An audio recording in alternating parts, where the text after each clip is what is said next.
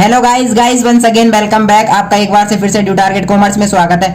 इससे पहले का जो साइंस का हमारा चैप्टर फर्स्ट चल रहा था, इसके 2 पार्ट्स अपलोडेड है ऑलरेडी इसी चैनल पर है, और इससे डिस्क्रिप्शन में भी इसका लिंक है और ऊपर आई बटन पे भी आपको लिंक आ रहा होगा, वहां से जाके भी आप टैप करके देख सकते हैं। और अगर आप अभी नए आए हैं चैनल पे तो पहले चैनल को सब्सक्राइब करें और बेल आइकन को भी दबाएं, ताकि आपको एक भी वीडियो आपकी मिस ना हो और आप उससे अच्छे से स्टडी कर पाए। तो इससे पहले के जितने भी वीडियोस थे वो मैंने मतलब इसके जो टू पार्ट है वो जो कि मैंने पहले से अपलोडेड है, और वो अगर आपने पहले नहीं देखा तो पहले उन्हें देख ले, फिर बाद में इसको। ये 3-4 टॉपिक हैं बस यहाँ पे छोटे छोटे से, जो बहुत ही इंपॉर्टेंट है और बोर्ड्स में आने के चांसेस बहुत हाई रहते हैं। तो यहाँ पे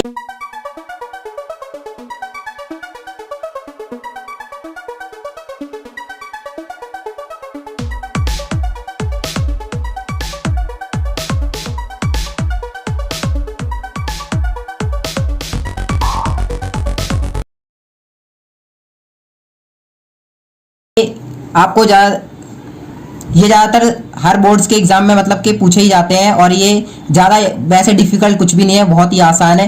तो सबसे पहले यहाँ पे हम बात करेंगे उपचयन और अपचयन की। तो यहाँ पे 2 टॉपिक एक ही में है, यानी कि उपचयन क्या है, अपचयन क्या है, इसके अलावा अपचयन क्या होता है। उपचयन का सबसे पहले मतलब जानेंगे, उसके बाद उपचयन क्या होता है और अपचयन क्या होता है इसका सबसे पहले मतलब जानते हैं। उपचयन का मतलब क्या होता है, किसी भी जब रासायनिक अभिक्रिया होती है उसमें क्या चीजें होती है, 2 तीर के निशान के इस साइड के तत्वों को हम क्या बोलते हैं, अभिकारक बोलते हैं। ये और ये क्या है, अभिकारक है, और जो यहाँ पे बन के आता है वो क्या कहलाता है, प्रोडक्ट यानी कि उत्पाद। तो जब किसी अभिकारक में ऑक्सीजन बढ़ती है, जब किसी अभिकारक में ऑक्सीजन की वृद्धि होती है, यानी ऑक्सीजन उसमें ऐड होती है। उपचयन का मतलब क्या होता है, एडिशन ऑफ ऑक्सीजन, यानी उपचयन क्या होता है, एडिशन ऑफ ऑक्सीजन। जब किसी अभिक्रिया में ऑक्सीजन ऐड होती है तो क्या कहलाता है, उपचयन कहलाता है।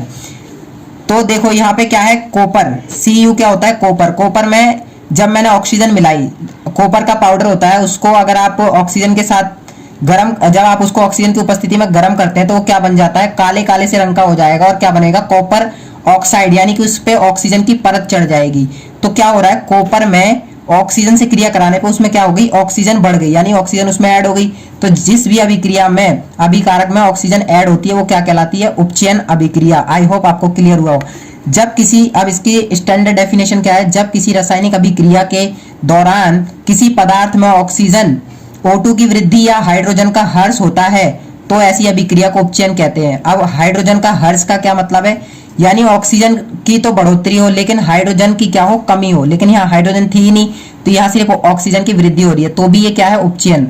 अगर हाइड्रोजन है तो ठीक है, लेकिन अगर नहीं है तो भी सही है। क्या है, अगर कॉपर में ऑक्सीजन बढ़ रही है, इस वजह से क्या है, उपचयन अभिक्रिया। कोई भी अभिक्रिया में ऑक्सीजन बढ़ेगी वो क्या कहलाती है, उपचयन अभिक्रिया। नेक्स्ट क्या आती है, नेक्स्ट जो अभिक्रिया आती है वो क्या कहलाती है, अपचयन अभिक्रिया। अब अपचयन क्या है, अब अपचयन अभिक्रिया क्या होती है। अब ये उपचयन तो पता चल गया, अब अपचयन क्या होता है। अपचयन का मतलब होता है जिस अभिक्रिया में ऑक्सीजन की तो कमी हो और क्या हो, हाइड्रोजन का एडिशन हो, यानी कि addition of hydrogen and subtraction of oxygen, यानी कि ऑक्सीजन क्या हो, कम हो जाए और हाइड्रोजन बढ़ जाए। कैसे बढ़ेगी, जैसे यहाँ ये देखो, ये क्रिया हुई, कॉपर ऑक्साइड लिया मैंने और उस पर मैंने क्या, हाइड्रोजन से उसकी क्रिया कराई, तो क्या, कॉपर तो ये अलग हो गया, और क्या हुआ, हाइड्रोजन, ये देखिए यहाँ पे क्या हुआ, हाइड्रोजन यहाँ पे ऑक्सीजन में ऐड हो गया लेकिन कॉपर से अलग हो गया।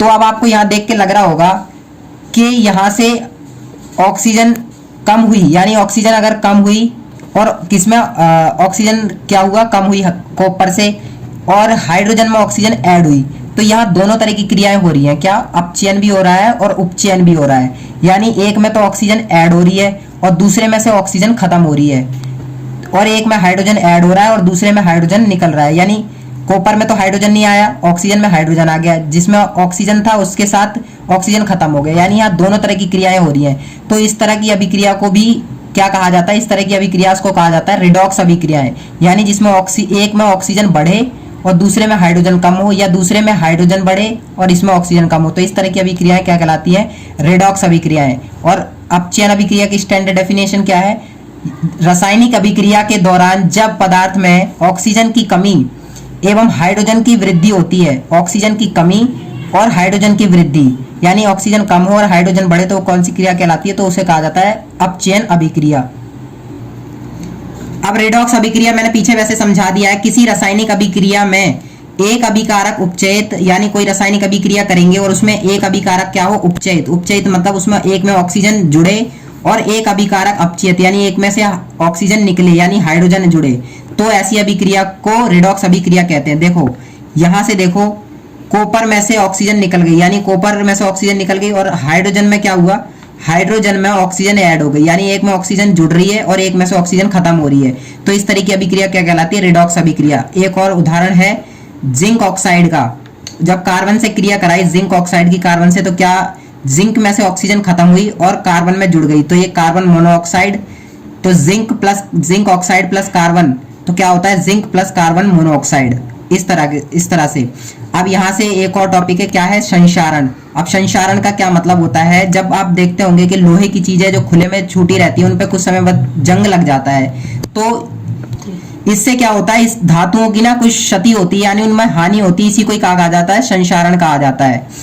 जब कोई धातु अम्ल या आर्द्रता, आर्द्रता यानी नमी जो आसपास वातावरण में होती है, अम्ल यानी कोई मतलब अम्ल, जो अम्ल वर्षा होती है ना उससे मतलब है, आर्द्रता आदि के संपर्क में आती है तो ये संक्षारित होती है। इस प्रक्रिया को संक्षारण कहते हैं। यानी कि आप यहाँ पे लोहा का जंग का उदाहरण दे सकते हैं, यानी लोहे पर जंग लगना क्या है, संक्षारण का एक बेस्ट उदाहरण है। अब इससे संक्षारण से क्या हानि होती है, इस चीज से संक्षारण के कारण जो पुल और जहाज वगैरह होते हैं, लोहे की रेलिंग, तो इससे हानि क्या होती है, रेलिंग, पुल, जहाज, इन सब के क्या होते हैं, इन पे जंग लगते हैं और इसके कारण क्या होता है, इसकी क्षति होती है। इसलिए क्या है, संक्षारण से ये हानि भी होती है। अब एक और चीज है विकृत गंधिता, यानी विकृत गंधिता क्या होती है, आपने चिप्स वगैरह खाए होंगे तो आपने देखा होगा अगर हम उनको ज्यादा देर तक खुला छोड़ देते हैं उनमें से ना काफी टाइम बाद एक अजीब सी स्मेल आने लगती है, इसको क्या कहा जाता है, विकृत गंधिता कहा जाता है। तो वसायुक्त तेलीय खाद्य पदार्थों को वायु में खुला छोड़ देना ही क्या कहलाता है, विकृत गंधिता। आई होप आपको ये वीडियो पसंद आया होगा। अगर पसंद आया तो प्लीज इसे फ्रेंड के साथ शेयर करना बिल्कुल ना भूलें, और अगर आप नए हैं तो चैनल को पहले सब्सक्राइब कर लें, बेल नोटिफिकेशन को दबाएं ताकि इस वीडियो की आप इस तरह की वीडियो एक भी मिस ना कर पाए।